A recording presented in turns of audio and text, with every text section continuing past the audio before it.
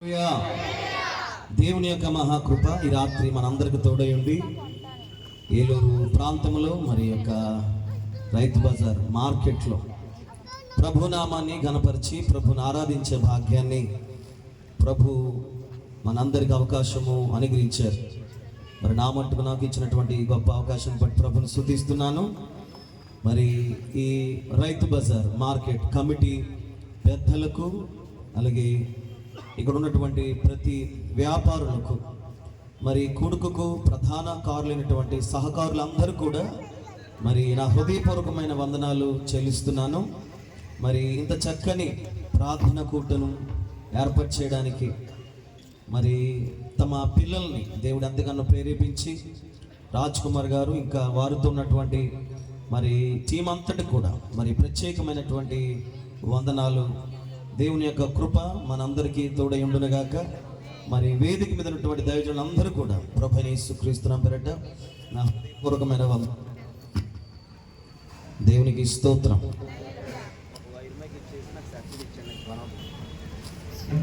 దేవుని యొక్క సన్నిధానం సహోదరులారా, ఈ రాత్రి మనం అందరం ఇలా కూడి ఉండడానికి ప్రభు ఎంతగానో అవకాశం ఇచ్చారు.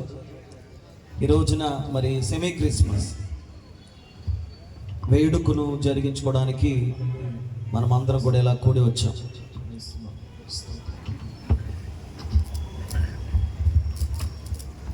Praise the lord. హల్లెలూయా.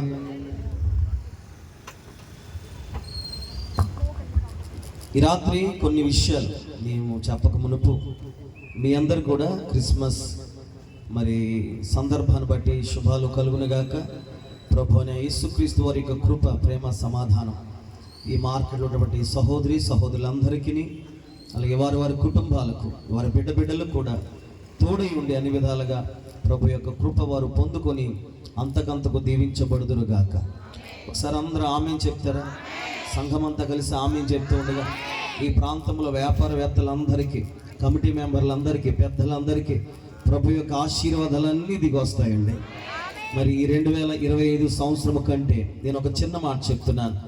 రాబోయే సంవత్సరము ఈ మార్కెట్ను దేవుడు అన్ని విధాలుగా దీవించబోతున్నాడు. ఈ వ్యాపారాన్ని వద్దులు చేయబోతున్నాడు. ఇదిగో ప్రతి విషయంలో విస్తరింప చేయబోతున్నాడు.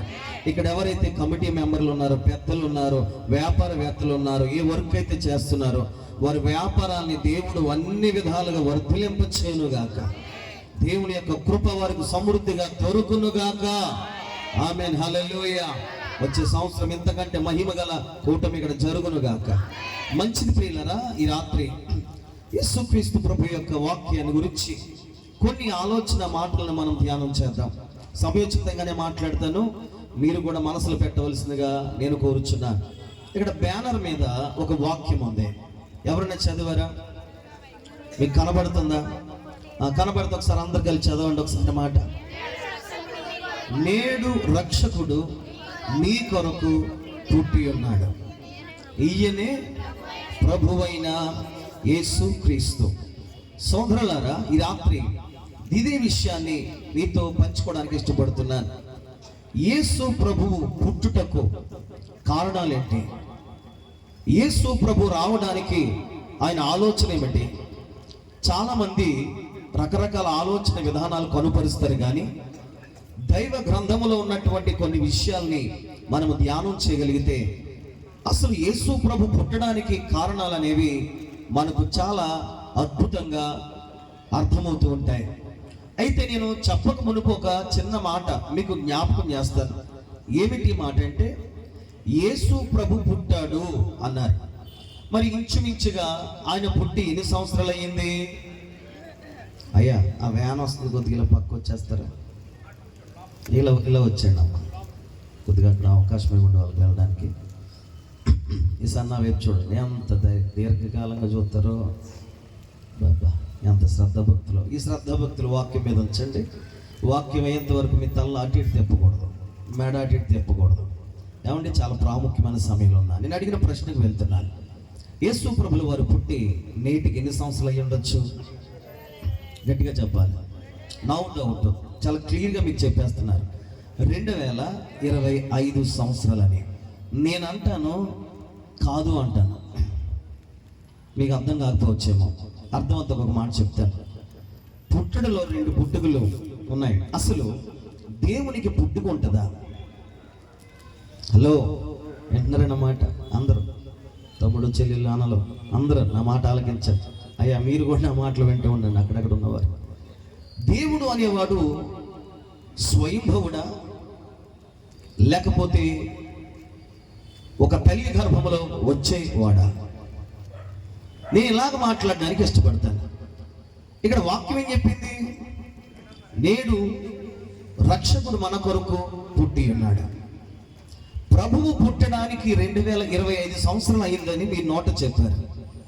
ఎలా పుట్టాడు అంటే మానవ రూపములో పుట్టి మానవ శరీరములో మానవ ఆకారములో వచ్చి ఆయన ఇప్పటికీ 2025 సంవత్సరాలు అయ్యాయి. మరలా చెప్పండి, మానవ పుట్టుకలో మానవ పోలికలో మానవ యొక్క గర్భములో మనలాగే ఉద్భవించే నేటికి 2025 సంవత్సరాలు అయ్యింది. కానీ యేసు ప్రభు యొక్క పుట్టిక అసలు మనము ఆలోచించలేనిది. మీరు ఎలా చెప్తారండి అనుకోవచ్చు. నేను చాలా క్లియర్గా మీకు ఎక్స్ప్లెయిన్ చేస్తాను చిన్న మాటలోనే.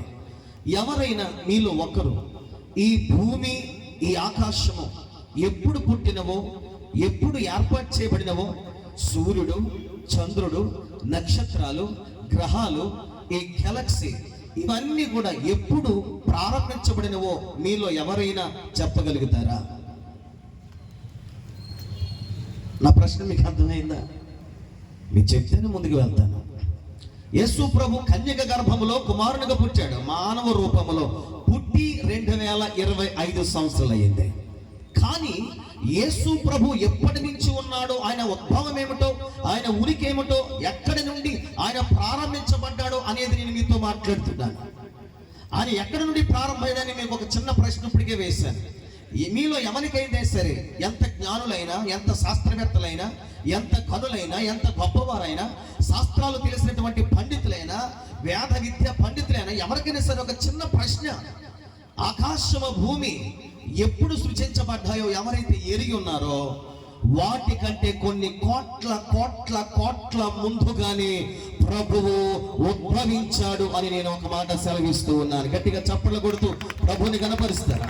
నిజంగానండి, ఒక దైవముగా పిలబడుతున్నటువంటి వానికి పుట్టిక మానవ పుట్టుకతో యేసు ప్రభు పుట్టుక పోల్చబడింది. కానీ యేసు ప్రభు ఎప్పుడున్నాడు, ఎక్కడున్నాడంటే బైబిల్లో ఒకే ఒక చిన్న మాట రాయబడింది. ఆదికాండ 1వ అధ్యాయంలో మొదటి మాట అంటాడు, ఆది యందు భూమి ఆకాశములను దేవుడు సృజించెను అన్నాడు. ఆది యందు భూమిని ఆకాశమును దేవుడు అనేవాడు సృజించినప్పుడు, ఆ ఆది యందు భూమి ఆకాశములు ఎప్పుడైతే సృజించబడ్డాయో వాటికంటే ముందు ఉన్నవాడే దేవుడు. స్తోత్రం చెప్పండి ఒకసారి. హల్లెలూయా. ఈ రాత్రి మనము ఆరాధిస్తున్నటువంటి వాడు పేరు యేసు అని తెలుసు. యేసయ్య కంటే ముందు ఒక పేరు ఆయనకు ఉంది. ఏమిటి ఆ పేరు అంటే సృష్టికర్త. గట్టిగా చెప్పాలి ఒకసారి, సృష్టికర్త. రెండవ పేరు ఏంటంటే ఆది యందు ఉన్న దేవుడు. నాతో కలిసి మాట చెప్తారా? ఆది యందు ఉన్న దేవుడు ఆయన. ఆయనకు ఆ దినాల్లో పేరు లేదు, ఆ దినాల్లో ప్రత్యేకమైనటువంటి బిరుదులు లేవు. ఆయనకు ఒకే ఒక్క పేరు ఏమిటంటే సృష్టిని ఏర్పాటు చేసిన వాడు. 2025 సంవత్సరాల క్రితము మరొక పేరు ఆయనకు పెట్టబడింది. ఏమిటి పేరంటే యేసు అని. యేసు అని 2025 సంవత్సరాల క్రితం పేరు పెట్టబడితే, అంతకు ముందే కొన్ని వేల కోట్ల సంవత్సరాల క్రితం ఈ భూమి సమస్తము ఎప్పుడైతే ఏర్పాటు చేయబడ్డాయో అప్పటి నుండే దేవుడు ఉనికి కలిగి ఉన్నాడు. మీలో ఎవరైనా సరే ఇలాగ ఆలోచన చేస్తే, అయ్యా మరి ఎలాగైతే దేవుడు ఎప్పుడు పుట్టుంటాడు? అది మానవ ఊహకు అందని ప్రశ్న. అది శాస్త్రాలకు దొరకనటువంటి, అంతు చిక్కినటువంటి ఒక అద్భుతమైన వాస్తవ సత్యం. అది ఎవరు కూడా ఛేదించలేనటువంటి రహస్యమైనది, మర్మమైనది, బహిర్గతమైన దాంట్గా ఉన్నట్టుగా మనకి బైబిల్లో కనబడుతుంది. కానీ ఒక చిన్న మాట చెప్తున్నాను, దేవుడు ఎప్పుడు ఉద్భవించాడో ఈ భూమి మీద నరుడికి ఎవరికీ తెలియదండి. ఒక మాట, దేవుడు ఒకరి ద్వారా పుట్టడు, దేవుడు పుట్టించేవాడు. దేవుడు ఏం చేసేవాడు? పుట్టించేవాడు. నేను ఈ మాటలు చెప్పాలంటే చాలా సమయం అవుతుంది. కానీ ఎందుకు ఈ రాత్రి క్లుప్తంగా మీతో మాట్లాడుతాను, ఆలకించండి. దేవుడు పుట్టి 2025 సంవత్సరాల క్రితము అని మనం మాట్లాడుకున్నాం. ఎలా పుట్టాడంటే కేవలము తల్లి గర్భములో మనలాంటి ఒక మానవ స్త్రీ గర్భములో పుట్టాడు. అప్పటికి ఆయన వయసు ఇప్పటికీ 2025 సంవత్సరాల క్రితము. చాలా మంది ఈ రోజున వాక్యము తెలియక, సత్యము తెలియక, అరే మీ యేసు ప్రభు పుట్టి 2025 సంవత్సరాలు అయింది అనుకుంటున్నారు. కాదండి, కాదు. ఈ భూమి ఆకాశములు ఎప్పుడైతే ఉన్నాయో అంతకు మించి ఉన్నవాడు ఈ రాత్రి మేము ఆరాధిస్తున్నటువంటి, ప్రకటిస్తున్నటువంటి ఈ నజరేయుడైన యేసు. నాకు డౌట్లు ఉంటే తర్వాత చూడండి, అసలు ఈయన ఎందుకు పుట్టాడు? నేను వాక్యం నుండి ఆలోచన చేస్తుంటే ఇప్పటికీ నేను సంపూర్తిగా ఈయన ఎందుకు పుట్టాడో పూర్తిగా నేను రాయలేకపోయానండి. ఒక చిన్న 2-3 అధ్యాయాల్లోనే నా ఊహకు, నా మనసుకు అనేకమైనటువంటి పాయింట్స్, లేకపోతే అనేక రకాలైనటువంటి వివరణ ఎందుకు పుట్టాడో అని వాక్యపు సత్యం వాక్యంలోంచి నాకు తెలియబడింది. ఈ రాత్రి యేసు ప్రభు ఎందుకు పుట్టాడు అంటే ఒక చిన్న మాట చెప్తూ క్లుప్తంగా వాక్యంలోకి వెళ్తాను. ఆయన రాజ్యాన్ని స్థాపించడానికి పుట్టలేదు, ఆయన కుటుంబాన్ని కట్టుకోవడానికి పుట్టలేదు, ఆయన తన ఉనికిని కనుపరుచుకోవడానికి పుట్టలేదు. ఆయన పుట్టుకకు కారణం ఉంది. ఏముంది చెప్పండి? ఆయన పుట్టుకు కారణం ఉంది. ఈరోజున నేను పుట్టాను, నేను పెరిగాను, పెద్దవాడిని అయ్యాను, చదువుకున్నాను, ఉద్యోగం చేశాను, వ్యాపారం చేశాను, ఆఖరికి చనిపోతాను. నా పుట్టుకు కారణం నాతో ఉన్న కొంతమందికి ఉపయోగపడతానేమో, కానీ నేను యేసయ్య పుట్టాక ఆ పుట్టుక వెనకలున్న కారణము నేటికి ప్రపంచమంతటికి ఉపయోగపడుతున్నటువంటి ఏకైక కారణభూతుడు జన్మలో ఉన్నది ఎవరంటే ప్రభు అయిన యేసుక్రీస్తు వారు. సోదరులారా, మనం ఇలాగ ఆలోచించేద్దాం. యేసు ప్రభు పుట్టాడు అనే మాట ఉంది, లేదా వచ్చాడు అనే మాట ఉంది. ఈ మాట ఎన్నడూ కూడా మీరు మనసు నుంచి దూరం చేసుకోవద్దు. ఆయన మానవ పోలికలు పుట్టి 2005 సంవత్సరాలు అయింది. అంతేగాని దేవుడిగా ఉద్భవించి మనకు లెక్కకు మించినటువంటి అనేక సంవత్సరాల నుండి ఆయన ఉనికి ఈ భూమి మీద ఉంది. ఈ మాట అయిన తర్వాత ముందుకెళ్తాం. నాకు దేవుడు ఇచ్చినటువంటి ఆలోచన ప్రకారంగా నేను వాక్యం నుంచి కొన్ని మాటలు చూపిస్తాను. యేసు ప్రభు ఎందుకు పుట్టాడు? తెరవండి బైబిల్ తెరిచి మత్తయి సువార్త 1:21. అందరికి తెలిసిన మాటలే జ్ఞాపకం చేస్తాను. చదివేవారు త్వరగా చదవడానికి ప్రయత్నించండి, త్వరగా ముగిస్తాను. మత్తయి సువార్త 1:21. ఆమె ఒక కుమారుని కనును, తన ప్రజలను వారి పాపముల నుండి ఆయనే రక్షించును. మొదటి విషయం ఏమిటంటే, మత్తయి సువార్తలో మొదటి అధ్యాయం 21వ వచనంలో కనబడుతుందంటే, ఒక కన్యక గర్భవతి కుమారుని కంటది, అతనికి ఒక పేరు పెట్టబడుతుంది. పేరుకు ముందు అతడు చేసేది ఏమిటంటే, అతడే సమస్త మానవుల యొక్క పాపముల నుండి వారిని రక్షించును అన్నాడు. యేసు ప్రభు పుట్టుటకు ప్రధానమైన కారణం ఏంటంటే, మనుషులను పాపముల నుండి ఏం చేయుటకు? రక్షించుటకు. ఏమండి, యేసు ప్రభు ఎందుకు పుట్టాలి? యేసు ప్రభు ఎందుకు రావాలి? ఈ క్రైస్తవ సహోదరులు లేదా క్రైస్తవ సేవకులు చాలా మట్టుకు ఈ పాపాలు లేదా పాపాల నుండి ప్రభు రక్షిస్తాడు ఎందుకు చెప్తారు? అసలు పాపం అంటే ఏమిటి? ఎందుకు పాపంలో ఉండకూడదు? పాపం చేస్తే ఏమవుతుంది? అసలు మేమేం పాపం చేస్తున్నాం? ఈ పాపాలు క్షమించడానికి యేసుకి ఎలా అధికారం వచ్చింది? అసలు ఏంటి పరిస్థితి అని ఒక ప్రశ్న ఎవరైతే ఉంటే ఒక చిన్న మాట చెప్తాను. పాపము అంటే ఏంటండి?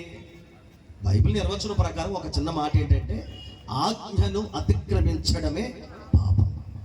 ఇక్కడ చూడండి, ఇక్కడ మనకు ఒక ధర పట్టికలు ఉన్నాయి. చూసారు ఒకసారి? ఇలా మీ దృష్టిలో పెట్టాడు, ధర పట్టికలు ఉన్నాయి. హలో, చూసారు? ధర పట్టికలు ఉన్నాయి. ఇక్కడ ఒక కమిటీ, బాడీ కమిటీ, ఇవన్నీ ఉంటాయి, పెద్దలు ఉంటాయి. నేను అంటే ఉదాహరణకి చిన్న మాట, రాజ్ కుమార్ గారి మీద వేసేస్తాను నిందంతా కూడా. ఆయనకు ఒక చిన్న మాట చెప్పారు, ఏమండి కొబ్బరికాయ 20 రూపాయలకి అమ్మాలని చెప్పారు పెద్దలు. అబ్బాయి ఇలా కాదు, నాకు నచ్చినట్టు అమ్ముకుంటానని చెప్పి ఆయన ఒక 100 రూపాయలకి అమ్ముతాడు అనుకో, అక్కడ ధర ఉన్నట్టుగా అమ్మాలో వద్దా? ఇదేంటండి? ఈ యొక్క కమిటీకి చెప్పాలి ఒక క్రమం. ఏ వస్తువు లేదా ఏ పదార్థము ఎంతవరకు అమ్మాలో అనేది ఒక పట్టిక చక్కగా ముందే తెలియపరిచారు. ముందే వివరంగా చెప్పారు. అలా దానిని అతిక్రమిస్తే ఖచ్చితంగా పెద్దలు ఏం చేస్తారంటే, ఓయ్ రాజ్ కుమార్ ఏంటి పని నువ్వు అంటారు. అయ్యా లేదు, ఈ ఒక్కసారికి ఓకే రైట్. ఇదే కంటిన్యూ అవుతుంది అనుకో, ఇలా అనకూడదు కానీ కొద్ది గట్టిగా వస్తారు, అంతే కదా. అలాగనే ఒక పోలిక మాట్లాడుకుంటే, దేవుడు మనుషులను పుట్టించిన తర్వాత మనుషులను పుట్టించుటకు పుట్టిన తర్వాత ఎందుకు పుట్టించారో బైబిల్లో వారు ఏం చేయాలో రాశారు. అది చేయకుండా మానవుడు బ్రతికితే దాన్ని అనుగుణంగా లేకపోతే దానికి అనుకూలంగా లేకుండా దానిని మించిపోయి క్రమాన్ని దాటి పరిస్థితులు మీరిపోయి లేకపోతే క్రమశిక్షణ మీరిపోయి మానవుడు ఎవరైతే బ్రతుకుతారో ఆ బ్రతికిన మానవుడిని బైబిల్ ఏ పోలికతో పిలిచారంటే, ఆజ్ఞను అతిక్రమించిన వారులారా, క్రమమును పాటించలేని వారులారా, అరే దేవుని మాటకు లోబడిన వారులారా అన్నారు.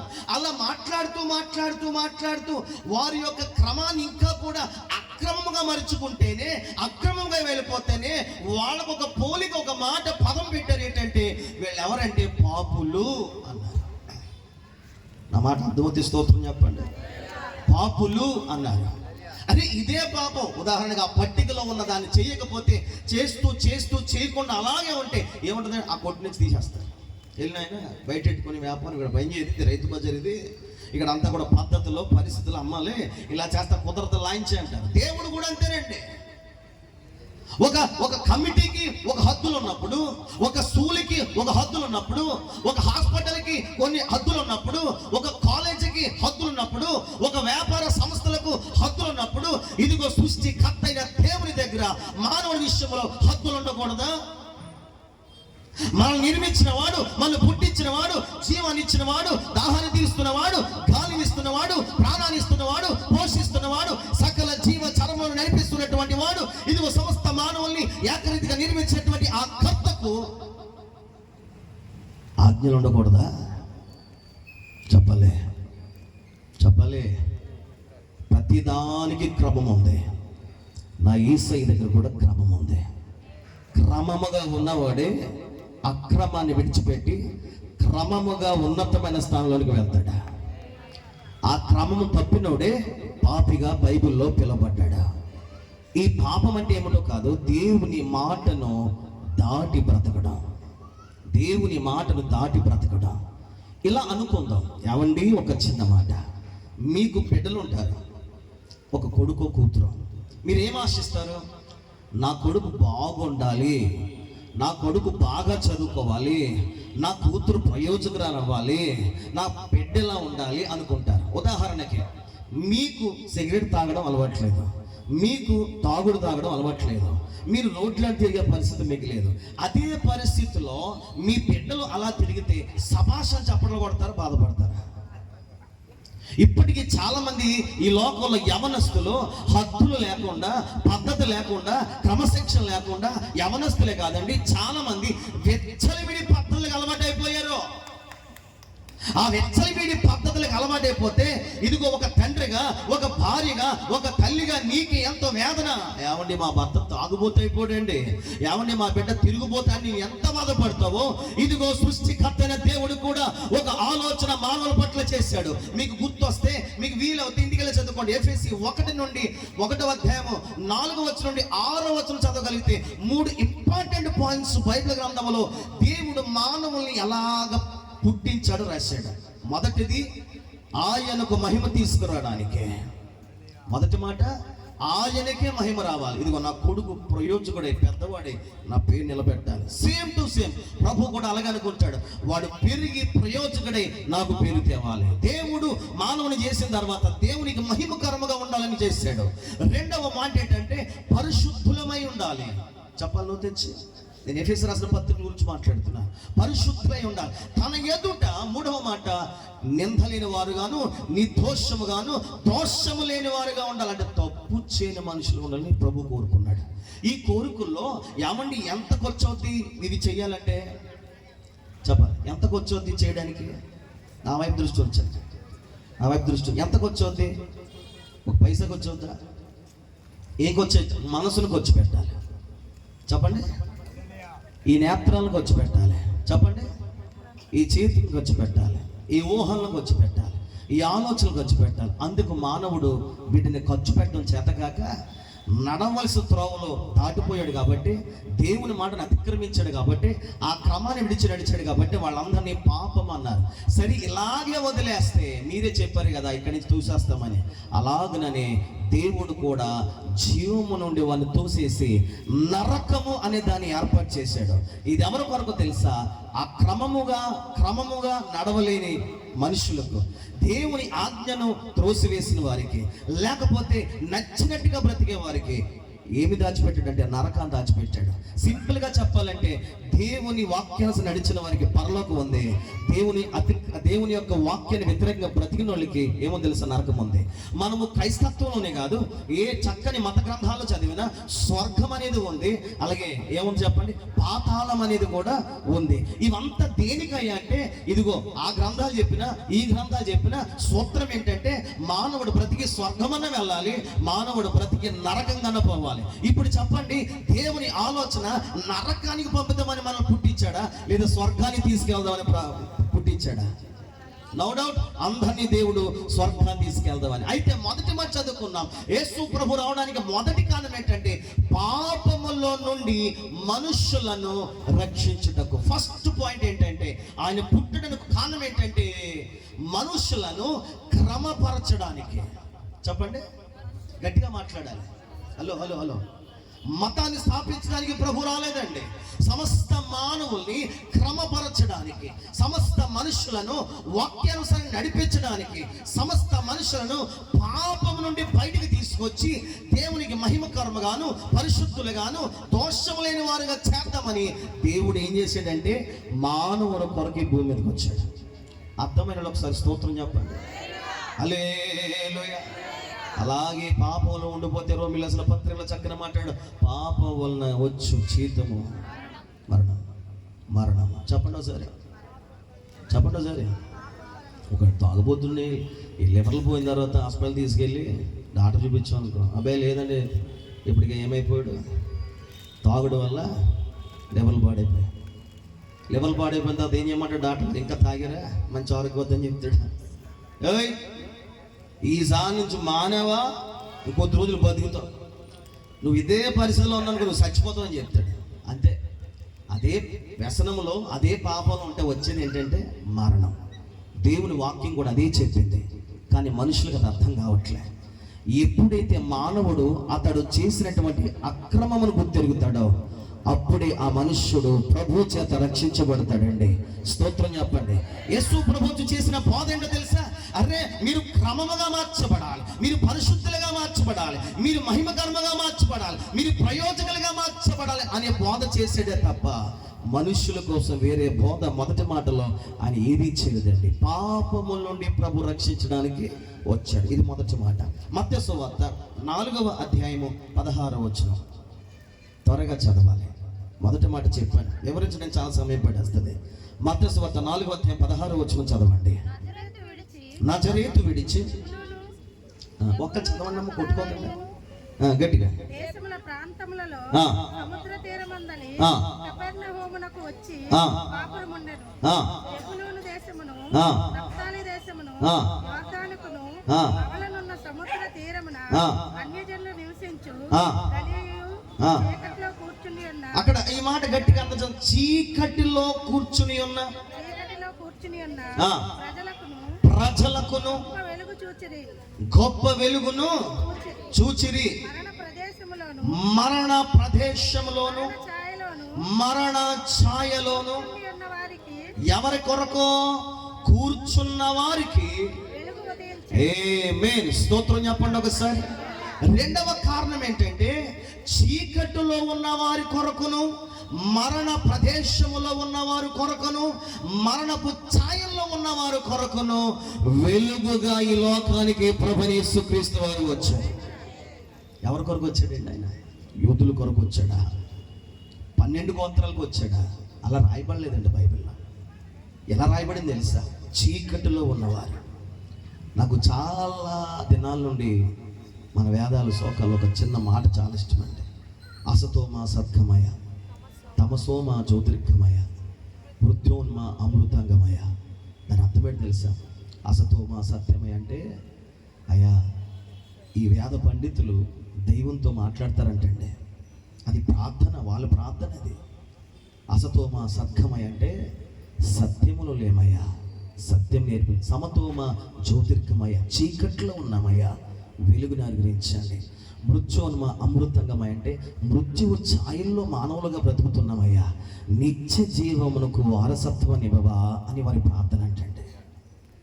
సోదరులారా, అదే మీరు చదివిన మత్తయి సువార్త 4:16 కనబడే మాట అదే.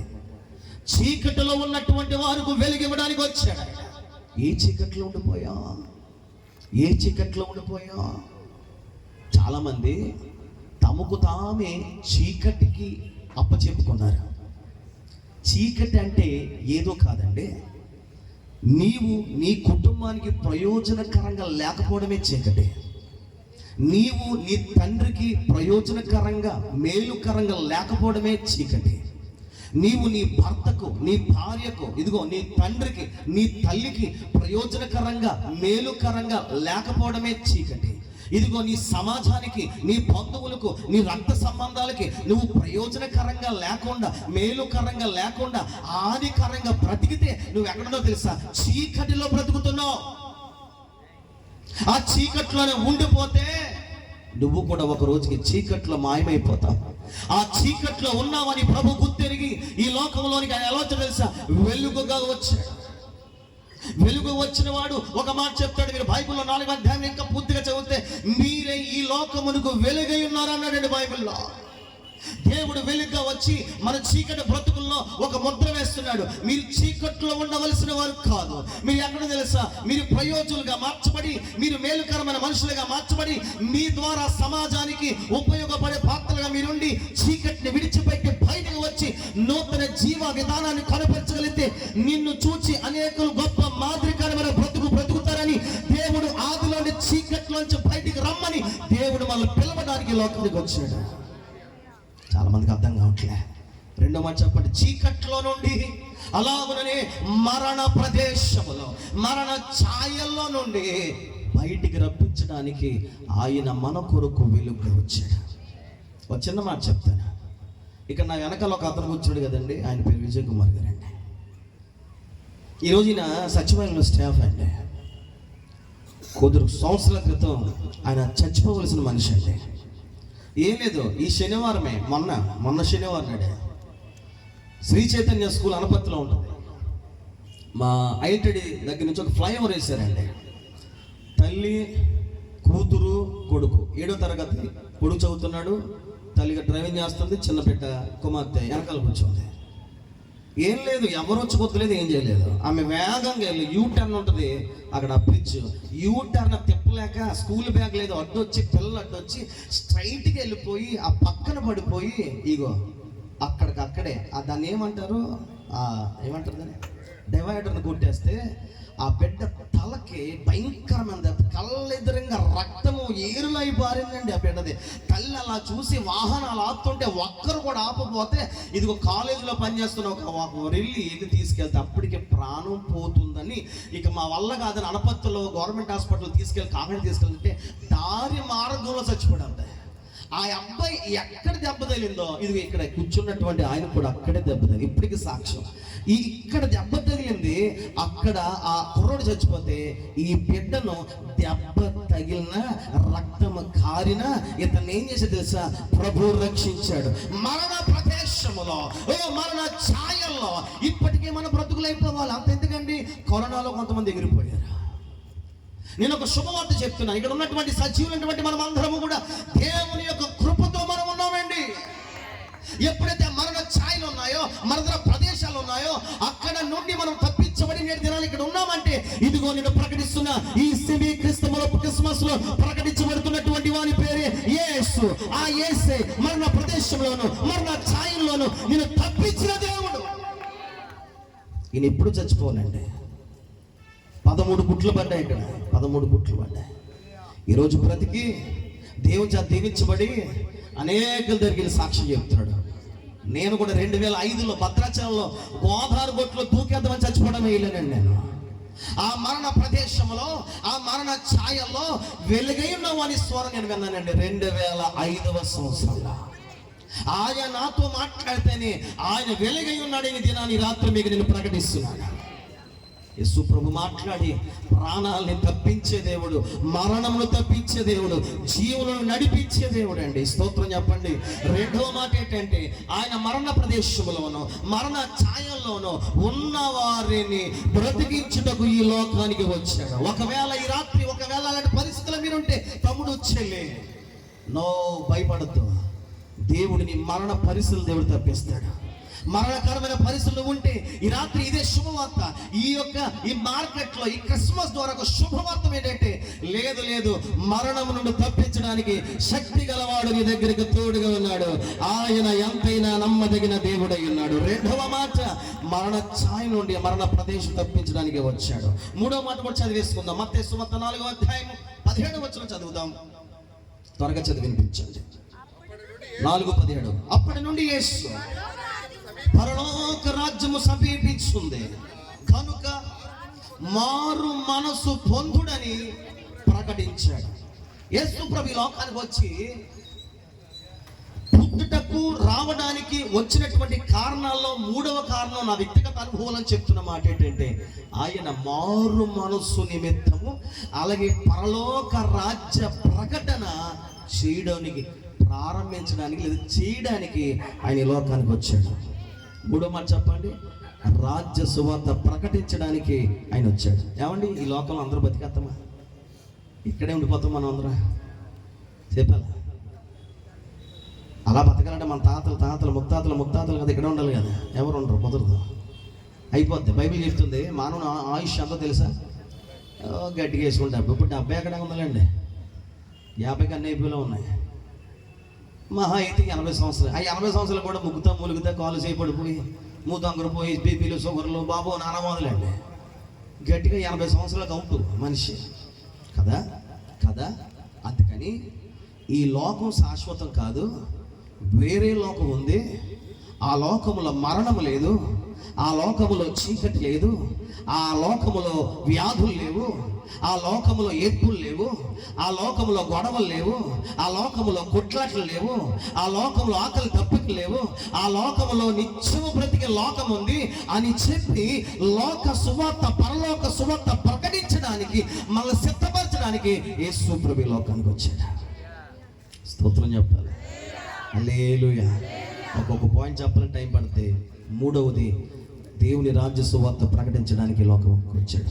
ఇది శాశ్వతమైనది కాదు, శాశ్వతమైన లోకం మనకి వేరొకటి ఉందని చెప్పడానికి వచ్చాడు ఆయన. స్తోత్రం చెప్పండి. మరొక మాట, మత్తయి సువార్త 4వ అధ్యాయం 19వ వచనం చదవండి. మీరు అంత త్వరగా చదివితే నేను త్వరగా ముగించేస్తాను. 4:19. ఆయన వెంబడి రండి, నేను మిమ్మల్ని మనుషులను పట్టు జాలరులుగా చేస్తాను. అప్పటి వరకు ఆ వాళ్ళు ఏం చేస్తున్నారు? చేపలు పట్టుకుంటున్నారు. ఇదిగో నేను ప్రేమతో ఒక మాట చెప్తానండి. దేవుడు ఈ కమిటీలో ఉన్నటువంటి, ఈ మార్కెట్లో ఉన్న వారికి దేవుడు వీళ్ళని ఎలా చేయబోతున్నాడంటే, అనేక మనుషులకు ఆశీర్వాదకరంగా దేవుడు చేయబోతున్నాడండి. ఎందుకు మాకు ఇప్పటి వరకు మీరు చేసిన వ్యాపారాలకు మీకు మీ కుటుంబాలకు ఉపయోగపడ్డాయేమో నాకు తెలిసి, కానీ నేను ఆ యేసయ్య నామాన్ని ఉచ్చరించి వెళ్ళిపోతాను ఇక్కడి నుంచి. కానీ నా దేవుడు ఖచ్చితంగా ఆమెను పలుకుతాడు. రేపు మిమ్మల్ని దేవుడు ఎలా చేయబోతాడు? మీ చేత, మీ చేతుల మీదుగా అనేకులను పోషించడానికి, అనేకులు మీరు బలపరచడానికి, అనేకులు మీరు ఆదరించడానికి, అనేకులు మీరు సహకారులుగా ఉండడానికి. ఒక్క మాట చెప్పాలంటే, ఏలూరు ప్రాంతంలో ఈ మార్కెట్లో ఉన్న సభ్యులు, ఏలూరులో ఉన్న అనేకులకు దీవెనకరంగా మార్చబడ్డారనే మాట యేసు నామములో వినబడునుగాక. నా దేవుడు ఎందుకు వచ్చాడయ్యా అని అడిగితే, మనుషులను ప్రయోజకులుగా చేయడానికి ఈ లోకానికి వచ్చాడు ఆయన. చాలామంది నువ్వు వేస్ట్ ఫెలో అంటారు మనల్ని. అరే నువ్వేం చేయలేవు అంటారు, నీకేం చేత కదా అంటారు. కానీ ఒక మాట నేను చెప్తాను, నా ప్రభు అంటాడు, లేదు మీరు నా వెంబడి వస్తే నేను మిమ్మల్ని మనుషులు పట్టేవాళ్ళుగా చేస్తాను. ఇదిగో నేను ప్రకటన చేస్తున్నాను, మీలో నుండి కొంతమంది మంచి రాజకీయ నేతలుగా లేపబడుదురు గాక, మీలో కొంతమంది దాన ధర్మాలు చేసే ఒక అద్భుతమైన కమిటీలు మీ చేత ప్రారంభించబడాలని రాబోయే దినాల్లో. పేదలకు, లేకపోతే విద్య లేని వారికి, బలహీనులకు మీ చేతుల మీద ఎన్నో ఘనమైన కార్యాలు చేసేవారుగా దేవుడు మిమ్మల్ని స్థిరపరచును గాక. బాబా ఎంత గొప్ప దేవుడు అండి. ఇదే చెప్తున్నాను, ఈ ప్రాంతంలో వారందరికీ ఒక శుభవర్తమానం ప్రకటించి వెళ్ళిపోతాను. దేవుడి లోకానికి రావడానికి కారణం ఏంటంటే ఇంకను మనల్ని ప్రయోజకులుగా చేయబోతున్నాడు. రాజ్ కుమార్ గారి గురించి ఒక సాక్ష్యం నాకు ఆయన ఎప్పుడు చెప్తూ ఉంటాడు. ఒకప్పుడు మా బ్రతుకులు ఏది లేదండి, ఆయన సాక్ష్యంగా 100 మంది చెప్పగలదు. ఈ రోజున ఇలాంటి కోటలు లేకపోతే అనేక చోట్ల బలంగా నిలబడుతున్నాడు. అంత మాత్రమే కాదు, నాకు తెలిసి ఆయన గురించి సాక్ష్యం చెప్తూ ఒప్పుకోడేమో కానీ అనేక బలహీనలకు ఆయన చేతుల ద్వారా సహాయం చేస్తాడండి. ఎందుకో చెప్పనా, ఆయన ప్రభువును నమ్ముకున్న తర్వాత ఆయనకు మాత్రమే ప్రయోజనమైన పరిస్థితిలో పెట్టలేదు దేవుడు. ఆయన ఇక్కడ ఉన్న వారు చాలా మంది అలాగే ఉన్నారండి. వాళ్ళ మట్టికి వారి ప్రయోజనం లేరండి. ప్రభు నమ్ముకున్న తర్వాత ఆయన ఎందుకు వచ్చాడు, విశ్వసించిన తర్వాత వారు ఎలా తేరంటే ఇతరుల విషయంలో ప్రయోజకులుగా దేవుడు మార్చిపడేశాడు. ఆమె చెప్పాలి గట్టిగా. 5వ మాట చెప్తాను, మత్తయి సువార్త 4వ అధ్యాయము, మత్తయి సువార్త 4వ అధ్యాయం 23 నుండి కొన్ని మాటలు చదువుకుందాం.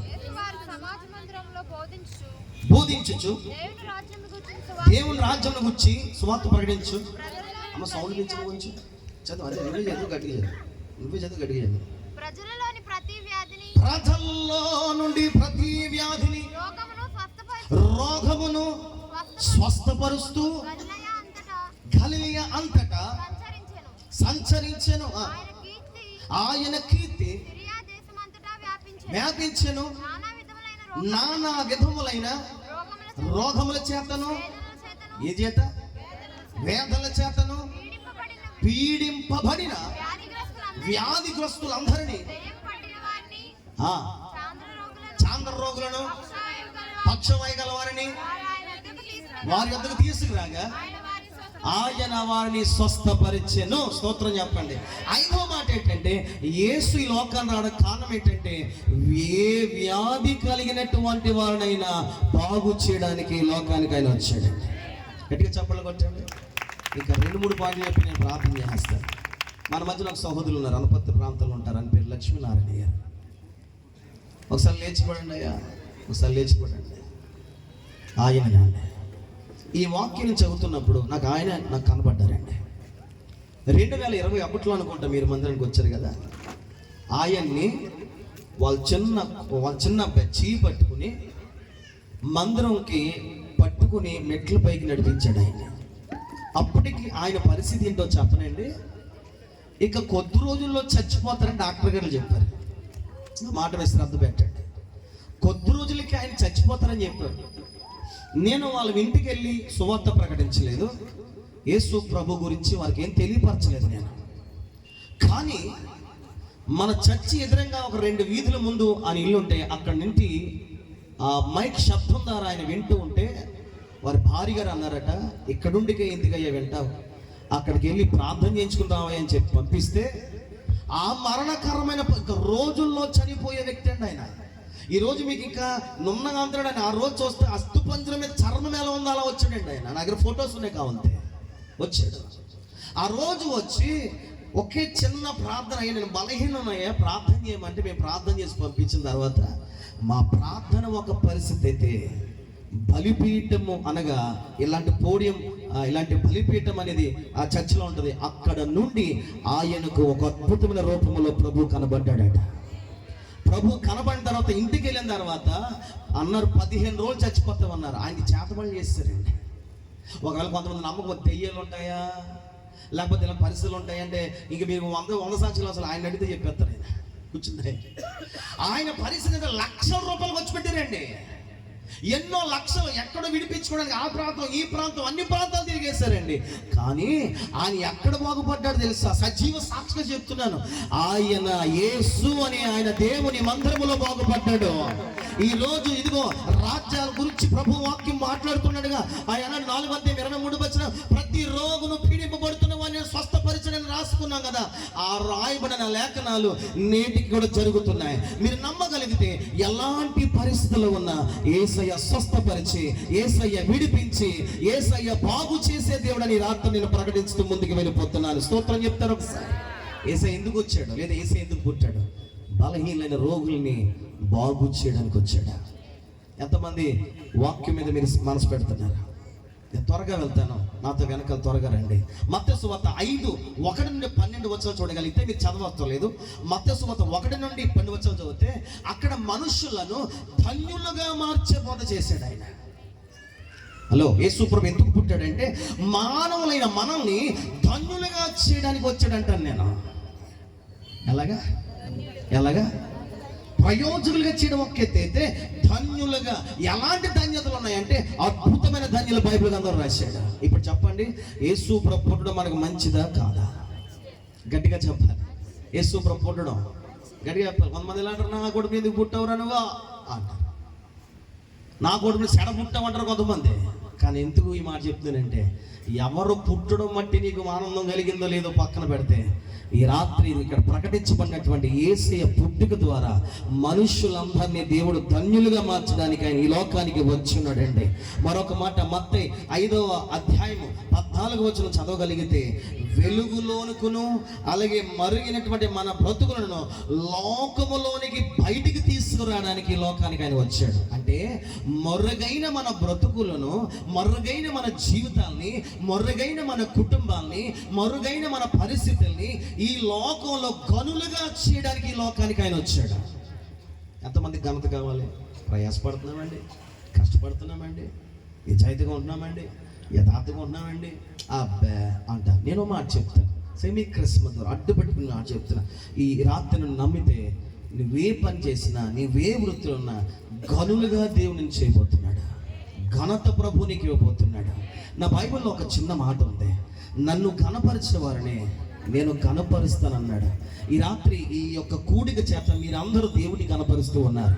ఇదిగో ఆయన మాటగా, ఆయన సేవని మాట చెప్తాను. దేవుని రాత్రి మీరు కనపరిచారు కదా, మిమ్మల్ని దేవుడు ఖచ్చితంగా కనపరిచే దినాలు రాబోతున్నాయి, వస్తాయి.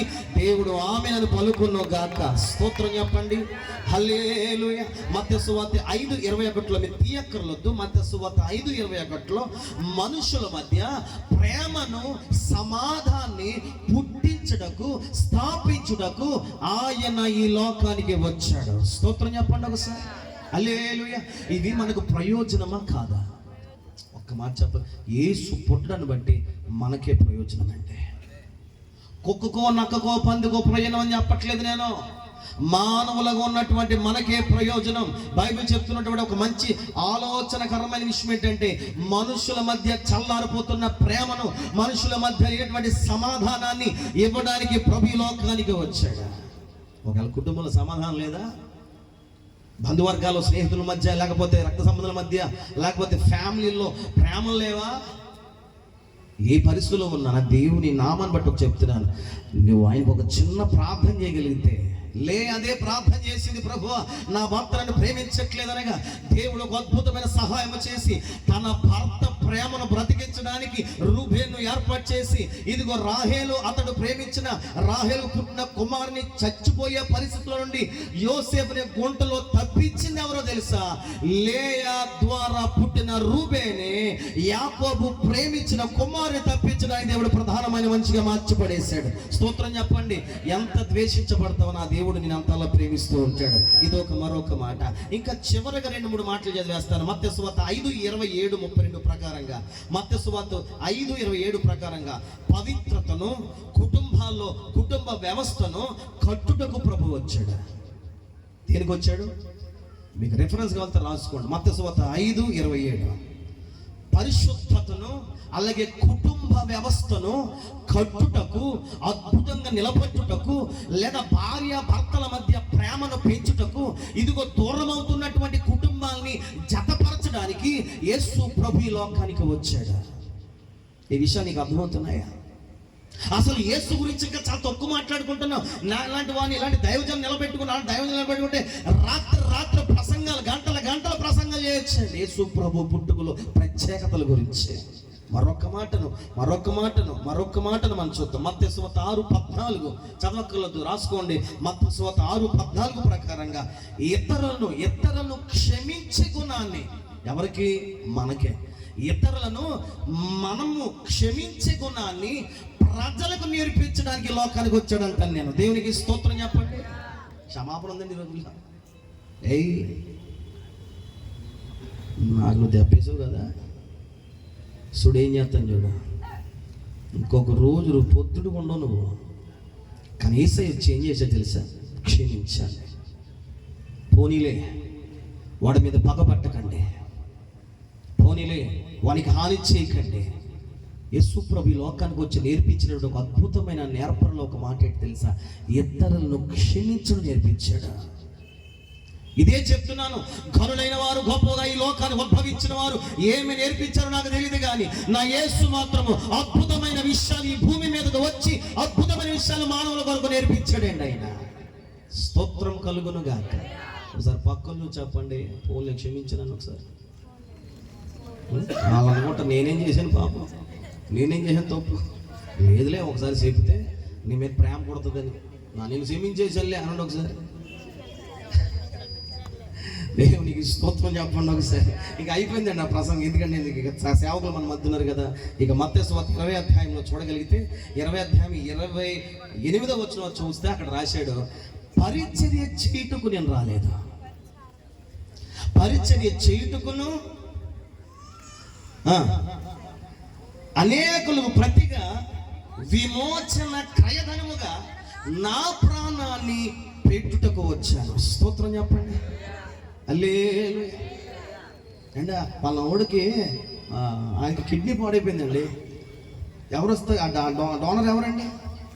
తల్లిలో తండ్రో పితకలో ముతకలో వెళ్తారు. ఏమని? మేము ఇస్తాం, మా కొడుకు మేము ఇస్తాం, మా చెల్లి మేము ఇస్తాం.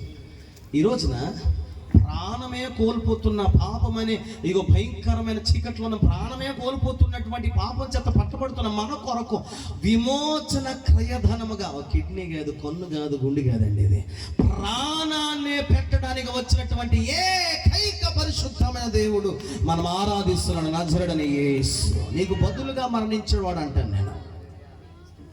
పాపములు కొట్టివేసి పరిశుద్ధులుగా మార్చి నీవు ఉన్న శాప, నీవు ఉన్నటువంటి ఆ యొక్క ఘోరమైన శిక్షను తప్పించి నీ కొరకు సిలువలో మరణించిన వాడు ఎవరంటే ప్రభువు యేసుక్రీస్తు వారు.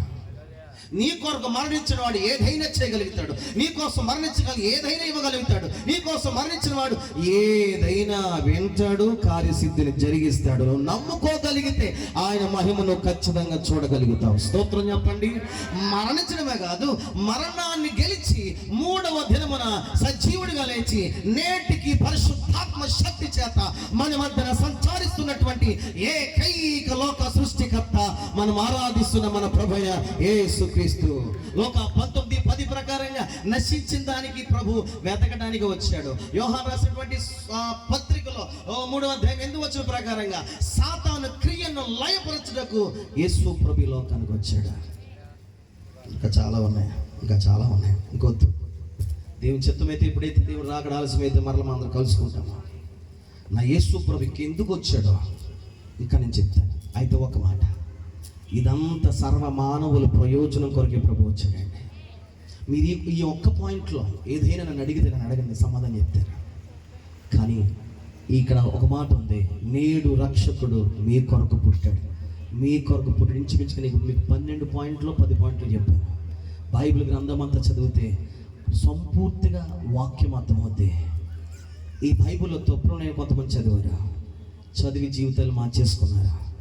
మరి కొంతమంది ఏదో చేద్దాం అనుకున్నారు, ఈ రోజున ఇదే బైబిల్ ప్రకటిస్తున్నారు. సోదరులారా, యేసు ప్రభు పుట్టింది మన కొరకే, యేసు ప్రభు మరణించింది మన కొరకే, యేసు ప్రభు తిరిగి లేచింది మన కొరకే, యేసు ప్రభు రాబోతుంది కూడా మన కొరకే.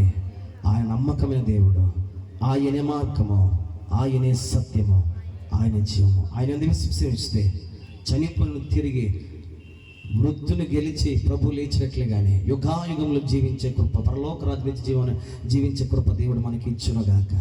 క్షేమాన్ని, నెమ్మదిని, కృపను, సమాధానాన్ని ఇక్కడ ఉన్న వారందరికీ, ఈ వ్యాపారవేత్తలకి, కమిటీ మెంబర్లు అందరికీ ప్రభు అనుగ్రహించి దీవించి ఆస్వాదించునుగాక.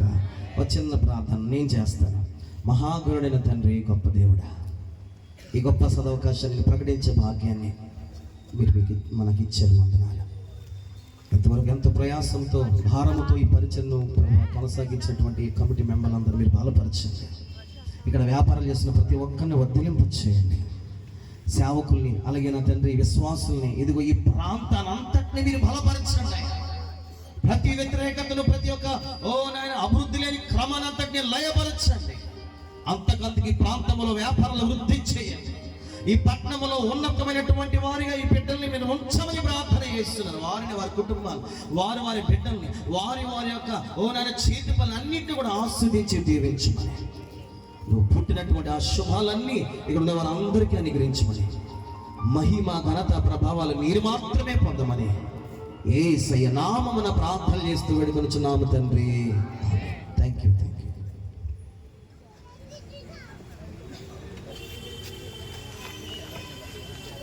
దేవునికి స్తోత్రం. హల్లెలూయా. స్తోత్రాలు చెప్తారు గట్టిగా, ఇంకా చెప్పాలి. ఒక 10 మంది స్వరాలు మాత్రమే వినబడుతున్నాయి. ఇక్కడ చాలా మంది ఉన్నారు. దేవునికి స్తోత్రం చెప్తా. యేసుక్రీస్తు ప్రభు వారు ఎందుకు వచ్చారు? కేక్ కట్ చేయడానికి వచ్చారా? దేనికోసం వచ్చారని? మన మేలు కోసం. చెప్పండి.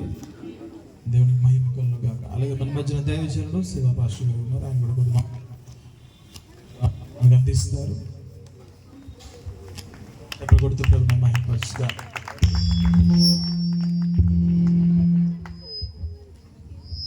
ప్రభువైన యేసుక్రీస్తు నామమునకు మహిమ కలుగును గాక. Hallelujah, hallelujah, hallelujah. Happy Christmas, merry Christmas. సంతోషం అండి. దేవజనులు, దేవుని యొక్క పరిశుద్ధులు ఇప్పటివరకు ఎన్నో గొప్ప విలువైన మాటలను, యేసుక్రీస్తు లోకానికి ఎందుకు వచ్చాడు, ఎందుకు ఈ లోకంలో శరీరధారిగా జన్మించాడో అనేకమైన విషయాలు ఇప్పటివరకు దేవజనులు మీ అందరికీ మాట్లాడారు. నేను కూడా మిమ్మల్ని అందరినీ ఎక్కువ విసిగించాలనుకోవట్లే, ఎందుకంటే చాలా సమయం అయిపోయింది. మీ ఆసక్తి కూడా ఇప్పుడు వాక్యం మీద లేదేమో అన్న భయంలో ఉన్నాను నేను. సరే, వాక్యం ఏంటండి? నేడు రక్షకుడు మీ కొరకు పుట్టి ఉన్నాడు. పుట్టాడా, పుట్టలేదంటారా? ఆయన 2025 సంవత్సరాల క్రితము ఎక్కడ పుట్టాడు? దావీదుపురం అనే బెత్లెహేము గ్రామంలో జన్మించాడు.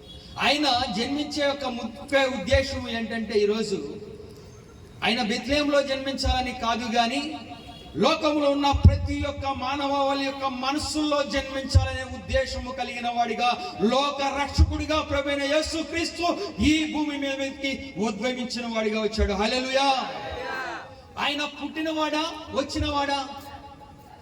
పుస్తకపు చుట్టల్లో నన్ను గురించి రాయి ఉండనే ప్రకారం నేను వచ్చిన వాడిని అంటున్నాడు దేవుని పిల్లరా. హల్లెలూయా, హల్లెలూయా. ఆయన కారణ జన్ముడు, ఒక కారణము చేత ఈ లోకానికి వచ్చిన వాడు. ఎందుకు అంటే, అందుకే యోహాను సువార్త 3వ అధ్యాయం 16వ వచనం చదువుకుందాం ఒకసారి.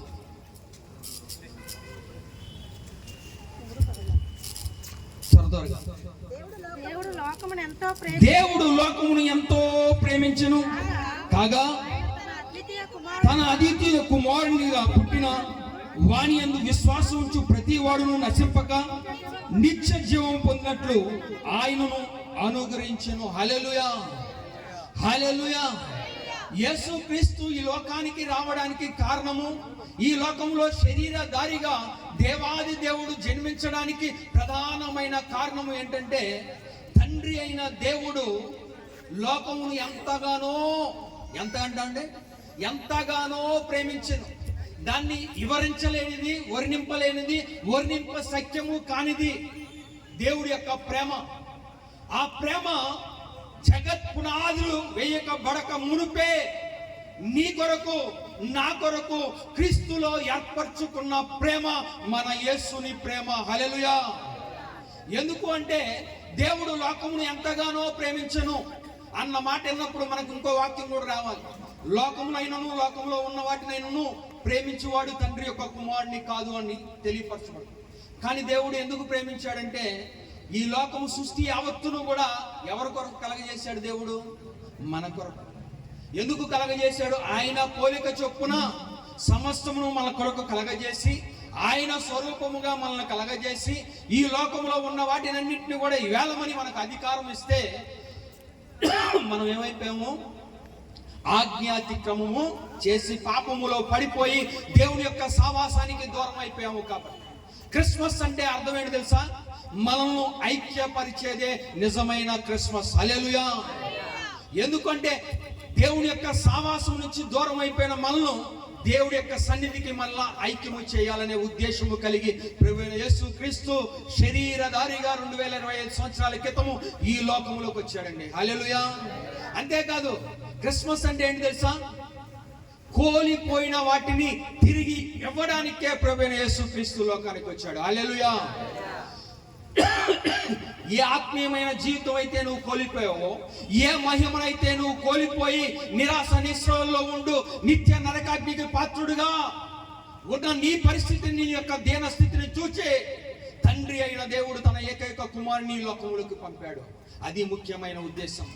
దేవుడి యొక్క సావాసము మనతో ఉండాలని ఆశ కలిగాడు. కాబట్టే ఆది యందు దేవుడు భూ ఆకాశములను సృజించి సమస్తమును మన కొరకు ఏర్పరిచాడు మంచిదిగా. కానీ మనిషి ఏదోను వనములో ఏమైపోయాడు?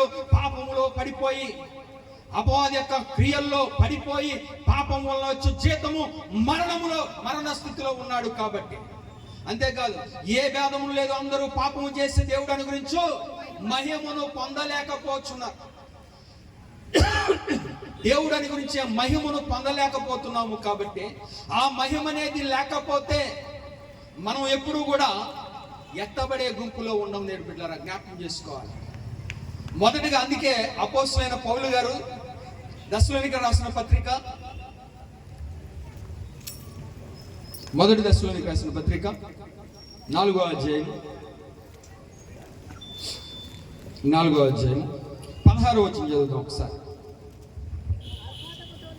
ఆర్భాటముతోను ప్రధాన దూత శబ్దముతోను దేవుని బోరతోను పరలోకం నుండి ప్రభువు దిగివచ్చును. క్రీస్తునందుండి మృతులైన వారు మొదట లేతురు, ఆ మీదట సజీవులమై నిలిచియుండు మనమును వారితో కూడా ఏకముగా ప్రభువును ఎదుర్కొనుటకు ఆకాశ మండలములకు మేఘముల మీద కొనిపోబడుదుము. కాగా మనము సదాకాలము ప్రభువుతో కూడా ఉందుము. చాలు పిల్లలు, సదాకాలము ప్రభువుతో ఉండాలనే ఉద్దేశము కలిగే మనందరినీ కూడా ఆయన పోలిక చొప్పున తండ్రి అయిన దేవుడు మనల్ని సృజిస్తే మనం ఏమైపోయాము?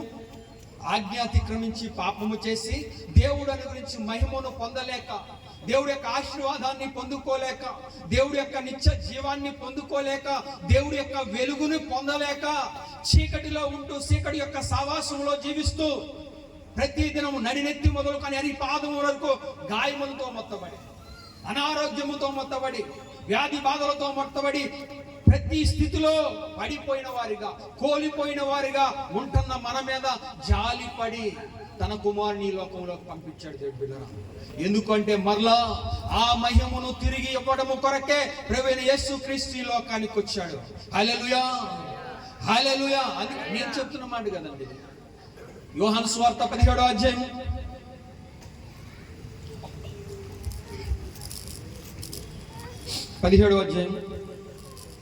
22వ వచనం చదువు. మనము ఏకమై ఉన్నలాగున వారును ఏకమై ఉండవలని నీవు నాకు అనుగ్రహించిన మహిమను నేను వారికి ఇచ్చి తిని. హల్లెలూయా. ఏం తీసుకొని వచ్చాడైనా? మహిమను అనుగ్రహించడానికే ఈ లోకానికి వచ్చాడు. చాలా మంది మనుషులు మనిషిగా పుట్టి దేవుడు అని అవతారము దాల్చి దేవుడని పేర్లు పెట్టుకుంటే, దేవాతి దేవుడైన ప్రభువైన యేసుక్రీస్తు తన దైవత్వాన్ని విడిచి మనిషిగా ఈ లోకానికి వచ్చాడు. ఎందుకంటే మహిమను కోల్పోయిన మనందరికీ మహిమా జీవితాన్ని అనుగ్రహించడానికి. హల్లెలూయా. ఆర్భాటం ఎప్పుడైతే, ప్రధాన దూత శబ్దం ఎప్పుడైతే వినబడద్దో, కడు బోర మోగగానే మనమందరం కూడా ఏమండాలంట? ఈ అక్షయమైన, ఈ యొక్క క్షయమైన శరీరాన్ని విడిచి మహిమ గల శరీరాన్ని ధరించుకోవాలి. అంటే ఏ మహిమను కోల్పోయామో పాపం వల్ల, ఆ మహిమను తిరిగి ఇవ్వడానికే ప్రభువైన యేసుక్రీస్తు ఈ లోకంలో జన్మించాడు. దేవులారా, మనందరినీ కూడా పాపపు యొక్క బంధకాల నుంచి, పాపపు యొక్క చెర జీవితం నుంచి విడిపించి నిత్య జీవానికి వారసులు చేయడానికే ప్రభువైన యేసుక్రీస్తు లోకానికి వచ్చాడు. హల్లెలూయా, హల్లెలూయా. అందుకే దేవుని బిడ్డలారా, అపోస్తలుడైన పౌలు గారు ఎఫెసీ సంఘానికి రాసిన, ఫిలిప్పీ సంఘానికి రాసిన పత్రిక 2వ అధ్యాయం 6వ వచనం.